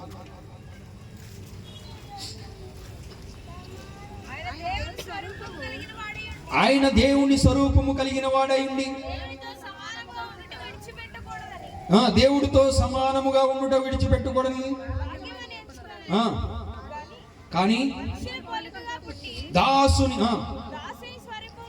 దాసుని స్వరూపమును ధరించుకొని తనకు తానే రిక్తుడుగా చేసుకొనెను. హల్లెలూయా. దేవాది దేవుడని అక్కడ ఉండకుండా ఏం చేశాడండి? ఎవరి కొరకు వచ్చాడు? నిన్ను నన్ను ప్రేమించాడు కాబట్టి. అందుకే ఆయన ప్రేమను ఎల్లడిపరుస్తున్నాడు. ఎలాగంటే మనం ఇంకా భక్తిహీనులమై ఉండగానే, ఇంకా పాపములో ఉండగానే మన కొరకు తన ప్రాణాన్ని పణముగా పెట్టిన దేవుడు, ఆ కలవరి శిలువలో తన రక్తాన్ని కార్చిన దేవుడే ఈ లోకానికి వచ్చాడు. దేవుడి బిడ్డలారా, పాపపు యొక్క దాసత్వం నుంచి మనందరినీ విడిపించి నిత్య జీవ రాజ్యానికి వారసులు చేయడానికే, పరలోక ఈవులను అనుగ్రహించడానికే ప్రభువైన యేసుక్రీస్తు ఈ లోకానికి ఇచ్చేసి ఉన్నాడు. హల్లెలూయా, హల్లెలూయా. ఎందుకు వచ్చాడు ప్రభువైన యేసుక్రీస్తు? ఆ దినాన్న యేసుక్రీస్తు జన్మించింది ఎక్కడండి? ఎక్కడ? సత్రములో. స్థలము లేదు. సత్రము ఎవరిది? ఒకరిదా అందరిదా? సత్రము అందరిది. ఊరు బయట సత్రాలు ఉంటాయి ఎప్పుడు కూడా, ఊరు మధ్యలో ఉండవు సత్రాలు. జ్ఞాపకం చేసుకోలేదు. ఊరు బయట, ఊరు వెలుపల సత్రాలు ఉంటాయి. సత్రం ఎవరిదంట? సత్రానికి ఒక వానరుడు కానీ, ఒక యజమానుడు కానీ ఉండడు, కానీ సత్రము అందరిది. ప్రభు అయిన యేసుక్రీస్తు అందరి వాడిగా ఈ లోకములో జన్మించాడు. హల్లెలూయా, హల్లెలూయా. ఎందుకంటే సర్వ మానవాళి ఈ రోజు పాపం వలన దేవుని యొక్క మహిమను కోల్పోయింది కాబట్టి, ఆ మహిమను తిరిగి అనుగ్రహించడానికే ప్రభు అయిన యేసుక్రీస్తు శరీరధారిగా లోకానికి వచ్చాడు. దేవుడు అందుకే అంటారు ఈరోజు చాలా మంది, యేసుక్రీస్తు మా దేవుడు కాదు కదా, యేసుక్రీస్తు ఇక్కడ జన్మించలేదు కదా, అసలు దేవాది దేవుడు యేసుక్రీస్తు దేవుడు కాదు అనేవారు చాలా మంది ఉన్నారు. అందుకే యోహాన్, భక్తుడైన యోహాను గారు అంటాడు, యోహాను సువార్త 1వ అధ్యాయం 1వ వచనం చదువుతాం. ఆది యందు వాక్యముండెను, వాక్యము దేవుడి వద్ద నుండును. చాలా ఒక్కసారి. ఆది యందు వాక్యముండెను, వాక్యము దేవుని వద్ద ఉండెను, వాక్యము దేవుడై ఉండెను, ఆది యందు దేవుని యొద్ద ఉండెను, సమస్తమును ఆయన మూలముగా కలిగెను. హల్లెలూయా. అరే, యోహాను గారు జీవిస్తున్న సమయంలో, ఆ యొక్క సమయ కాలంలోనే యేసుక్రీస్తుని గురించి చర్చా సమావేశం. యేసుక్రీస్తు వడ్లవాడి కుమారుడు, యేసేపు యొక్క కుమారుడు, మరి యొక్క కుమారుడే కదా, దైవత్వము కలిగిన వాడు కాదు, దేవుడు కాదు అంటున్నప్పుడు యేసుక్రీస్తుని గురించి ఏమని చెప్తున్నాడు తెలుసా? ఆది యందు వాక్యం ఉండెను. ఎక్కడ ఉన్నవాడేండి యేసుక్రీస్తు? ఆది యందు ఉన్నవాడు, ఆది అంతము లేనివాడే ఉన్నాడు. యుగ యుగాలు సజీవుడైన దేవుడై ఉన్నాడు. నిన్న నేడు నిరంతరము ఏకరీతిగా ఉన్న దేవుడై ఉన్నాడు. ఆ దేవుడు మనందరినీ ప్రేమించి లోకములోకి తన్ను తాను రిక్తుడిగా చేసుకొని బలి యాగముగా వధింపబడిన గొర్రె పిల్లగా ఈ లోకములోకి వచ్చాడు. ఎందుకంటే నీ హృదయంలో ఈ రాత్రికాల జన్మందు జన్మించాలి. ఏ మహిమనైతే నువ్వు కోల్పోయావో, ఏ స్వాస్థ్యాన్నైతే నువ్వు కోల్పోయావో, ఏ భాగ్యాన్నైతే నువ్వు కోల్పోయావో, ఏ మహిమ లేక నువ్వు బాధతో మూలుగుతున్నావో, ఏ కుటుంబం, ఏ యొక్క ఆశీర్వాదం లేక నువ్వు కోల్పోయే కుటుంబంలో నిరాశ నిస్పృహలో ఉన్నావో, ఆ మహిమను తిరిగి అనుగ్రహించడానికే ప్రభువైన యేసుక్రీస్తు ఈ లోకంలోకి వచ్చాడు. దేవుడి బిడ్డలారా, హల్లెలూయా, హల్లెలూయా. అందుకే దేవుడి బిడ్డలారా, ఈ రాత్రి కాలను జ్ఞాపకం చేసుకోవాలి. ఎక్కడో దావీదు పురమందు బెత్లెహేములో దావీదు రక్షకుడు పుట్టి ఉన్నాడు కదా అనుకుంటున్నామేమో, కాదు. కానీ ఎప్పుడైతే మన హృదయంలో యేసుక్రీస్తుకు స్థానాన్ని ఇస్తామో, ఎప్పుడైతే మన హృదయంలోకి ఆయన ఆహ్వానిస్తామో, అదే నిజమైన క్రిస్మస్. హల్లెలూయా. క్రిస్మస్ అంటే ఏంటి తెలుసా? క్రీస్తుని ఆరాధించు. ఎవరైతే ఏ కుటుంబం అయితే ఆరాధిస్తుందో ఆ కుటుంబం నిత్యము ఆనందముతోనే జీవిస్తుంది. హల్లెలూయా. ఈ దినాన్న ఇక్కడ ఉన్నవారు మాత్రమే కాదు, వింటున్న ప్రతి ఒక్కరి జీవితంలో క్రీస్తుని ఆరాధించే వారిగా, క్రీస్తుని వెంబడించే వారిగా ఉండాలని దేవుడి యొక్క ఆశ, అభిలాష. ఎందుకు అంటే ఈ దినాన్న చాలా మంది జీవితాల్లో నిజమైన దేవుడు ఎవరో తెలియక, సర్వ సృష్టిని కలగజేసిన దేవుడు ఎవరో తెలియక కొట్టుబిట్లాడుతూ ఇదే నా దేవుడు, వీళ్ళే నా దేవుడు అనుకుంటున్నారు. నినేవే అనే పట్టణం విన్నాం కదా ఎప్పుడైనా సరే. నినే అనే పేరు నీ దేవుడు నా దేవుడు. ఈరోజు అదే సమావేశాలు జరుగుతున్నాయి లోకమంతా. నీ దేవుడు గొప్ప, నా దేవుడు గొప్ప. మనందరినీ సృజించిన దేవుడు, సృష్టికర్త అయిన దేవుడు, ఏకైక నామము కలిగిన దేవుడు, అన్ని నామముల కన్నా ఘనమైన దేవుడు, పై నామము కలిగిన దేవుడు ఎవరైనా ఉన్నారంటే ప్రభువైన యేసు క్రీస్తు మాత్రమే. హల్లెలూయా, హల్లెలూయా. అంతేకాదు పిల్లలు, అందుకే అంటున్నాడు ఇక్కడ, కలిగి ఉంది అదియు ఆయన లేకుండా కలగలేదు, ఆయనలో జీవం ఉండెను, ఆ జీవం మనుషులకు వెలుగై ఉండెను. హల్లెలూయా. ఏముందంటే ఆయనలో జీవ ప్రదాత, జీవాన్ని అనుగ్రహించే దేవుడు. పాపం వల్ల నీ యొక్క జీవితంలో మరణ స్థితిలో నువ్వు ఉన్నావు కాబట్టి, నిత్య స్థితిలో నువ్వు ఉన్నావు కాబట్టి, మరణం నుంచి దాటించడానికి జీవ ప్రదాతగా నిత్య జీవాన్ని అనుగ్రహించడానికే ప్రభువైన యేసు క్రీస్తు ఈ లోకమునకు వచ్చాడు దేవుని పిల్లరా. హల్లెలూయా, హల్లెలూయా. అందుకే అంటున్నాడు దేవుని పిల్లరా, కుమారుని యందు విశ్వసించువాడు నిత్య జీవము గలవాడు అంటున్నాడు. ఎవరైతే యేసు క్రీస్తుని రక్షకుడిగా అంగీకరిస్తారో, ఎవరైతే యేసు క్రీస్తుని దేవుడిగా వారి హృదయంలో స్తోటిస్తారో వారు నిత్య జీవము కలిగి జీవిస్తారని తెలియపరచబడుతుంది పిల్లలు. హల్లెలూయా.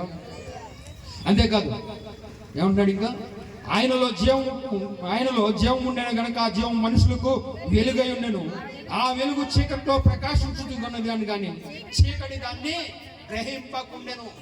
ఈరోజు వెలుగు ప్రకాశిస్తున్నప్పటికీ కూడా చీకటి ఏమవుతుందండి? గ్రహించలేకపోతుంది. మన శరీర కార్యాలు పాపానికి లోనైన కార్యాలు కాబట్టి, పాపపు తలంపులతో ఉన్నాము కాబట్టి ఆ యొక్క వెలుగులోకి రాలేకపోతున్నాము. నిజమైన దేవుణ్ణి ఈ రోజు అంగీకరించలేని స్థితిలో ఉంటున్నాము దేవుని బిడ్డలారా. అందుకే దేవుడు ఈ రాత్రి కాల దినం మనతో మాట్లాడుతున్నాడు. ఎప్పుడైతే నీ హృదయంలో యేసుక్రీస్తుని నువ్వు చేర్చుకుంటావో అదే నిజమైన క్రిస్మస్. నీ జీవితంలో కోల్పోయినన్ని కూడా సమస్తమును కూడా ఇప్పుడు తిరిగి ఇవ్వడానికి దేవుడు సిద్ధంగా ఉన్నాడు. దావీదు పట్టణమందు నేను రక్షకుడు మీ కొరకు పుట్టి ఉన్నాడు. ఇప్పుడు కూడా మీ కొరకే, మనందరి కొరకు, మన యొక్క పాపముల నిమిత్తము ఆయన జన్మించి మనందరకు మహిమలకు వారసులు చేయడానికి ప్రభువైన యేసుక్రీస్తు లోకానికి వచ్చాడు. దేవుడి కొద్ది మాటలను దీవించి ఆశీర్వదించునుగాక.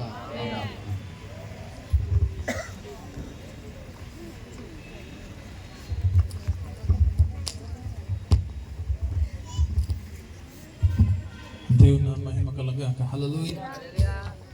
అందరూ లేచి నిలబడదు ఒకసారి.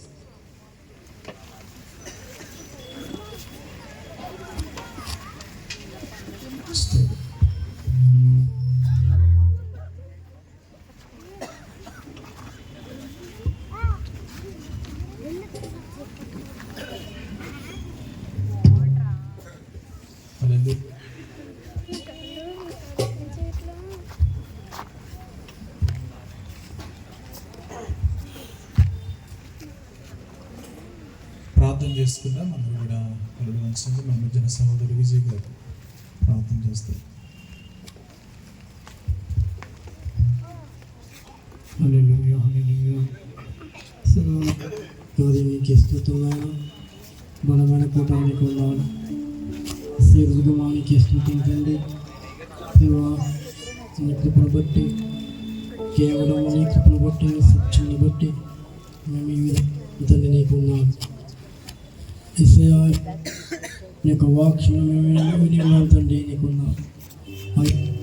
నువ్వు ఎందుకు వచ్చినావు మేము తెలుసుకుని ఉన్నాం తండ్రి. ఈరోజు ఈ రోజులో ఏదైతే ప్రజలు తండ్రి సేమీ క్రిస్మస్ అయా జరుగుతుండగా ఈ క్రిస్మస్ ద్వారా ఈ యొక్క ప్రాంతాలకు, ఇక్కడ ఉన్న ప్రజలకు, వచ్చిన 7 గ్రామస్తులకు, పట్టణస్తులకు, ఇక్కడ అందరి ప్రజలకు సువార్త ఇచ్చి మనకు వచ్చినాము అయానికి. అంతేకాదు అనేక మంది దేవాలయానికి వచ్చిన్నారు. నీ కృపను బట్టి దేవాజీ ఆరాధన జరిగింది దేవానికి ఉన్నాం. అయా ఈ సెమీ క్రిస్మస్లో నువ్వు ఏదైతే మాట్లాడి ఉన్నావో అయా నీకు ఇస్తున్నావు. అయా ఏదైతే నువ్వు చెప్పి ఉన్నావో నజరేయుడా అయా నీ మార్గం ఎటువంటిదో అయా నువ్వు వెలుగునిస్తానన్నావు అనుకున్నాను. ఆ వెలుగును తెచ్చింది అయా అనుకున్నాను. దేవాను ఎవరు చూపించున్నావు అనుకున్నాను. అయా నువ్వు సృష్టికర్త అని చెప్పినావు అనుకున్నాను. ప్రభు అయా ఎవ్వని నువ్వు విడుదల అనుకున్నాను. నువ్వు ప్రేమించే దేవుడు అని చెప్పినావు అనుకున్నాను. నీ మహిమని ఇస్తానొచ్చున్నావు అనుకున్నాను. దేవానుకున్నాను తండ్రి. అయా ఇంత గొప్పగా అయా రాజ్యాన్ని జరిపించుకున్న నీకు ఇస్తున్నాను. ఇక ముందు రాజ్య జరగబోయే కూటము ఆది నుంచి అంతవరకు ఆదిమో జరిపించుకోమని నా చదివిన నేసు ప్రసిద్ధనాము బట్టి మామిడికి వచ్చిన ఘనమైన మాత్రం దానికి హల్లెలూయా. సుధాకర్ గారు వినోద్ గారు వేదిక మీదకి రావాల్సిందిగా ఆహ్వానిస్తున్నారు. వినోద్ గారు సుధాకర్ గారు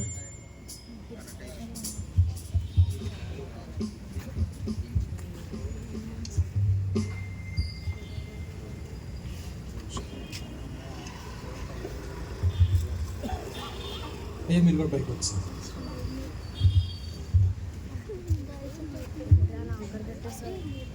ఎవరన్నా ప్రత్యేకమైన కీర్తన పాడేవారు ఉంటే అదొక రెండమ్మ త్వరగా.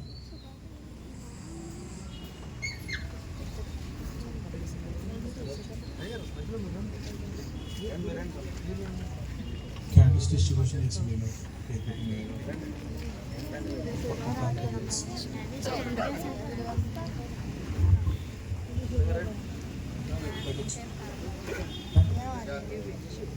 రాసుకున్నాం.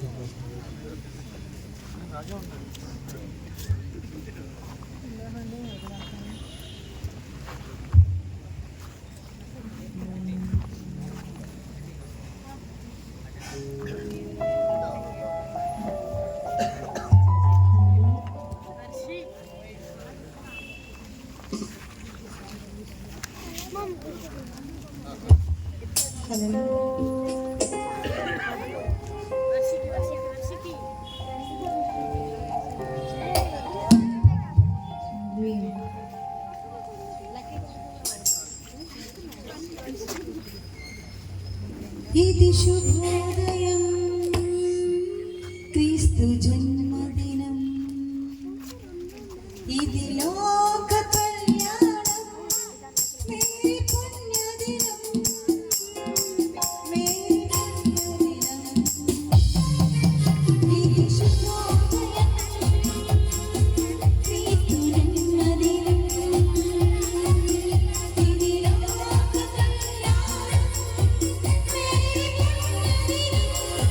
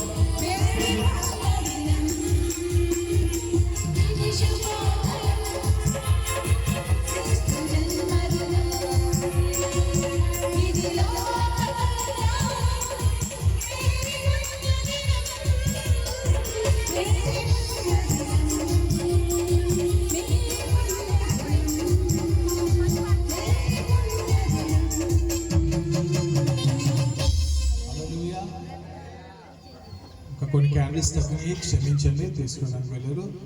అందులో ఇలా చూపించండి అమ్మా.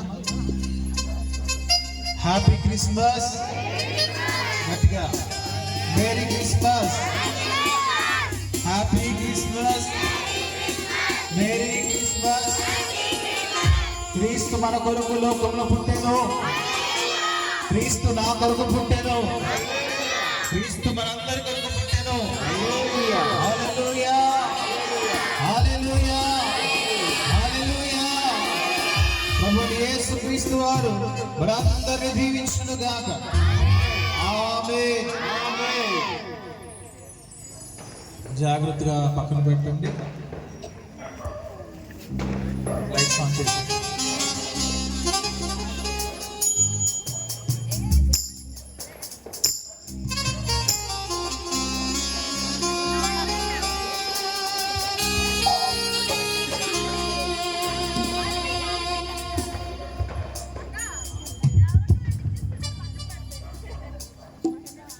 అందరికీ వందనాలండి. దేవుని నామం బట్టి కూడి వచ్చిన మీ అందరికీ కూడా ప్రత్యేక వందనాలు. వేదిక మీద ఉన్నటువంటి పాస్టర్ గారికి మరియు నా సహోదరులు శివ గారు పాస్టర్ గారికి అందరికీ కూడా వందనాలండి. ఈ యొక్క కార్యక్రమం ఇంత ఆనందంగా జరగడానికి గల కారణం ముఖ్యులు మన మేకా రాజ్ కుమార్ గారు. ఆయన కనుక నాకు తోడుగా లేకపోతే ఇటువంటి కార్యక్రమాన్ని మళ్ళీ మనం జరుపుకోవడానికి అవకాశం ఉండేది కాదు. ఇది 3వ సంవత్సరం మేము ప్రారంభించి ఈ కార్యక్రమాన్ని జరపడానికి వాస్తవానికి 2 సంవత్సరాల కాలంలో గతంలో గడిచిన 2 సంవత్సరాలు నేను ఇక్కడ రైతు బజార్ అధికారిగా ఉన్నాను. 3వ సంవత్సరం పత్యాపతి రైతు బజార్ ఈవోగా వెళ్ళాను. ఇప్పుడు ఇక్కడ ఈవోగా ఉన్నటువంటి మా సోదర సమానులు సుధాకర్ గారు చెప్పగానే అందరూ కలిసి చేసుకున్నాము, అందరూ కలిసి వస్తారు అని చెప్పి సుధాకర్ గారు కూడా నన్ను ఇక్కడ రమ్మని ఒక 10 రోజుల క్రితమే నేను ఇక్కడ రావడం జరిగింది. వచ్చి మన రైతు బజార్లో ఉన్నటువంటి కూరగాయ షాపుల వారందరికీ కూడా తెలియపరచడం జరిగింది. అందరూ కూడా సంతోషంతో చేసుకున్నామండి, మనం ఈ యొక్క కార్యక్రమం ఆగకూడదు అని తెలియపరచడం జరిగింది. మరి ముఖ్యంగా ప్రస్తుతం ఈ యొక్క కార్యక్రమం ఇంత ఆనందంగా జరగడానికి కారణం వహించినటువంటి మా పేరమ్మ గారు, అన్నపూర్ణమ్మ గారు, రెడ్డి గారు, ప్రకాష్ వారి యొక్క కుటుంబ సభ్యులు అందరికీ కూడా ప్రత్యేక వందనాలు మీ అందరికీ. ఎందుకంటే మీరందరూ కలిసి రాకపోతే ఈ కార్యక్రమం ఇంత ఘనంగా జరగదు. ఒక రాజ్ కుమార్తోనే కాదు, రాజ్ కుమార్ వెనకాల మీరందరూ మరియు నేను ఉన్నాము.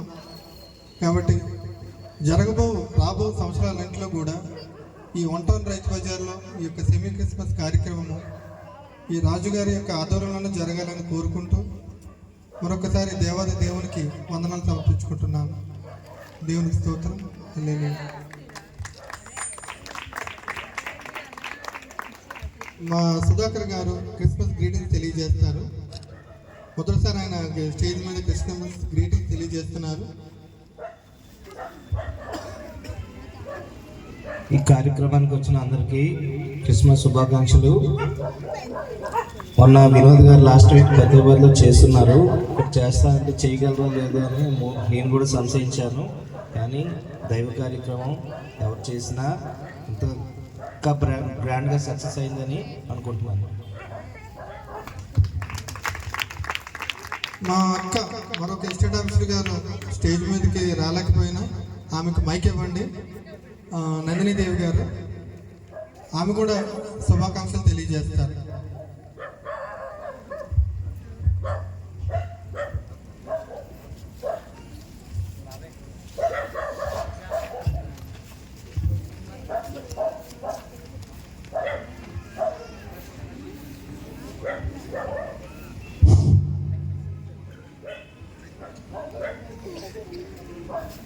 రైతు బజార్లో ఇది 3వసారి క్రిస్మస్ జరుగుతుంది. మేము ఎంతో ఆనందంగా ఇక్కడికి వచ్చాం. ఇక్కడికి వచ్చిన పాస్టర్కి నా వందనాలు. ఇక్కడికి వచ్చిన రైతు బజార్ సిబ్బంది, ఇంకా వాళ్ళు రైతులు, డోక్రా వాళ్ళు ఇంకా అనేక మంది ఉన్నారు, వాళ్ళందరికీ కూడా నా వందనాలు. Happy Christmas. ఇంకా ఇలాంటి క్రిస్మస్ ఎన్నో చేయాలని రాజా గారిని మేము కోరుకుంటున్నాం. వినోద్కి, సుధాకర్ గారికి కూడా ధన్యవాదాలు. ఇక్కడ ఉన్న వాళ్ళందరికీ కూడా ధన్యవాదాలు. Thank you.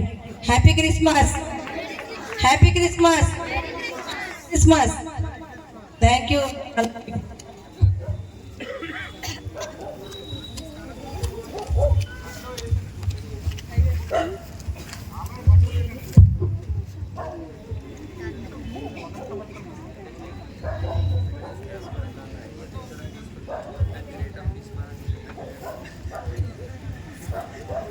ఆఖరి ప్రార్థన చేసుకుందాం. అందరు కూడా తనలో ఉంచండి.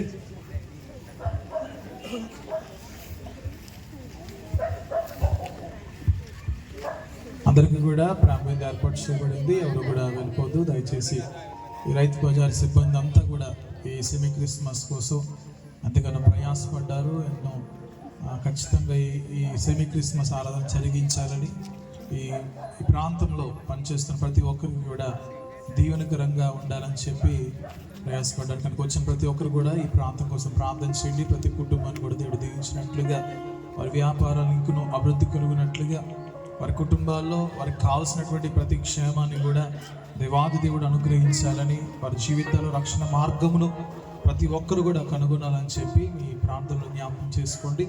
అయిపోయిన తర్వాత అధికారులు, ఇక్కడ ఉన్నటువంటి అధికారులు సేవకులకి సన్మానం చేయడానికి సిద్ధపడుతున్నారు, ఇష్టపడుతున్నారు. అవి కూడా జరిగిన తర్వాత మనం ప్రారంభంలోకి వెళ్దాం. ఆఖరి ప్రార్థన చేసుకుందాం. ఇందాక ఒక విషయం మర్చిపోయానండి. మా రెడ్డి గారు ఉన్నారు, దారపురెడ్డి రెడ్డి గారు. వారు కూడా పూర్తి సహకారం అందిస్తూ ఉంటారు నాకు ఎప్పటి నుంచో కూడా. నేను ఈ రైతు బజార్కు ఈవోగా వచ్చినప్పటి నుంచి కూడా ఆయన యొక్క కుటుంబం అంతా కూడా నాకు ఎప్పుడూ సహకరిస్తూ ఉంటారు. దయచేసి ఆ రెడ్డి గారిని స్టేజ్ మీదకి రావాల్సిందిగా కోరుతున్నాను. రెడ్డి గారు, ప్రకాష్ రండి. లాజర్ డాడీ ఉన్నారా? రమ్మండి. ముగ్గురు స్టేజ్ మీదకి రండి. అయ్యగారికి సన్మానం చేసి పంపిద్దాం. ఆఖరి ప్రార్థన అనంతరం ఇంకెవరున్నారు మన రైతు బజార్ నుంచి? ప్రసాద్,